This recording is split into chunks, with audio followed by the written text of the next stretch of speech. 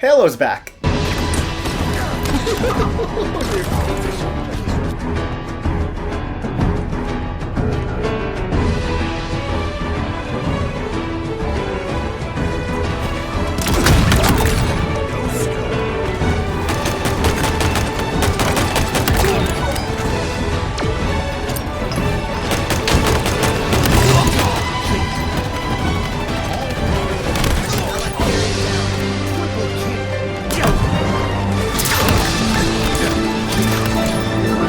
As you know if you watched my last video, I was very nervous for Halo Infinite. I enjoyed the beta, but there are games that I enjoyed the beta more than the full release. Let's do what I normally do and look at my complaints first. I'm not a fan of a lot of the free-to-play elements in the game. Like, the shop is simultaneously stuff I want, but stuff I don't want to pay for. I would prefer buying the game over there being this big monetization system. This is my first time playing a multiplayer game with a battle pass. I definitely prefer this to loot boxes. Just reward players for getting medals or something. There really needs to be some incentive for performing well in matches. It's crazy to think that only a month ago you didn't get EXP after every match, because the progression in it can be slow. Since then they've changed it where you're guaranteed at least one level through the daily challenges if you play for like an hour. And combined with good timing on double EXP boosts, you can get a lot of experience just in that hour. I do find it a bit funny that I'm saying all of this because I did complete the battle pass today. I could have done it last week, but I stopped using EXP boosts once I got all the stuff I wanted out of the battle pass. I got my ODST helmet and the Superintendent AI. I was good.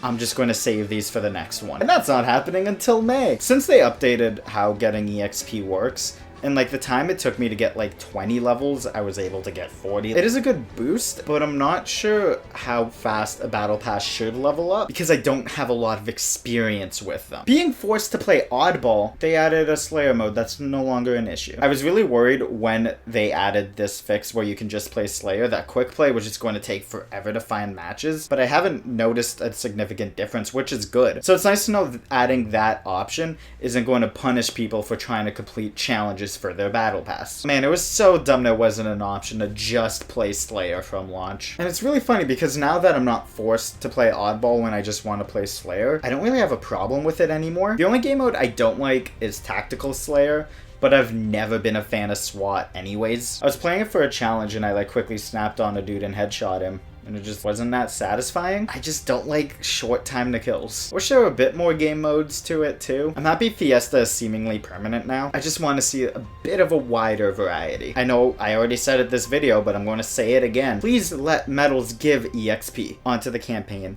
I find its open world design kind of rides the line of being a generic open world game. I find it avoids it because Infinite's combat loop is so fun and exploring the world is also fun. I would have liked a wider range of environments to explore. In Infinite, you're only exploring the Midwest, an ancient Forerunner building, or a banished base. Just some different sites would have been nice. That's it for the complaints. Going on to the stuff that I liked, we'll look at the campaign first. I really like how they handled Master Chief in this game. They gave him a lot of cheesy action movie lines, which really reminded me of the Bungie games. And he has a lot of moments in this game that are really good. The new characters that they added are solid overall. I really enjoyed the Weapon and Echo 216. I really enjoyed their arcs. I wish we heard more about the rest of Blue Team in this game, but I'm not too upset about their exclusion. The banished characters in this game are really good, and they do a great job of making them threatening. The elites have finally returned to their former glory from the Bungie days, but holy sh**,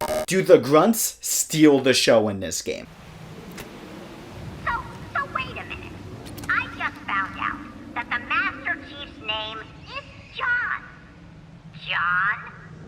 John? We're afraid of a guy named John? Are you kidding me? It's like there was one time I just killed 2 elites and a grunt was walking into the room and he just yelled out, "Hey, did you guys kill them? If you did, I call dibs on the helmet." There's just a lot of moments that had me laughing with them. The propaganda towers are so funny. Like I said earlier, it's really fun exploring the world with the grapple shot. Taking out bases is fun because of Infinite's combat. But I think my favorite thing about this game's open world design is that you don't need to do any of the open world stuff. Like, this game just makes you walk from Halo mission to Halo mission, telling you to save Marines if you feel like doing it. Juggling all of the equipment, enemies, and ammo count is such a fun dance in this game. This is easily my favorite shooter campaign since Doom 2016. The story is a good Halo story.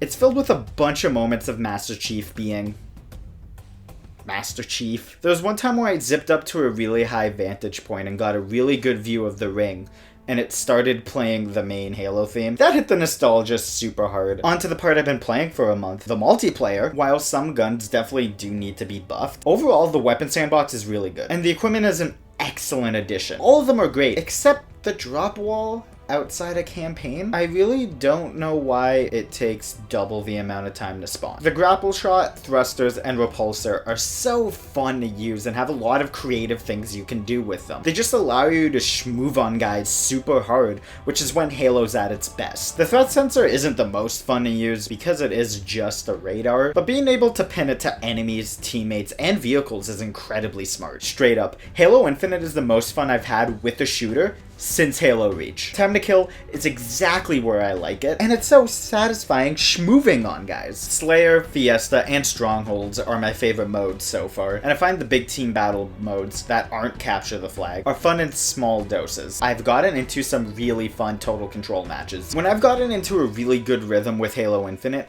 it is some of the most fun I've had in like any multiplayer game. I wanted Infinite to be a game I was going to play for a very long time, and so far, it seems like it will. Shout out to 343 for being very good with communicating to fans and fixing issues with this game. I don't think I've ever seen a developer respond to so much feedback so quickly. This is the first time over the course of 343 Halo that I am A, excited for the future of the story, and B, trust this studio. I really want to give this game a 10, but it's just so close to not being there for me. A couple guns just need better places in the sandbox. I don't know why the Bulldog doesn't count as sword, and better progression will put this game at a 10 for me. Halo Infinite scratches an itch for me that I wanted Halo 4 to scratch. One, not a single game has been able to scratch until now. I'm going to give Halo Infinite a 9.7 out of 10. I fully trust you can make this game the 10 out of 10 I want it to be. Do you agree?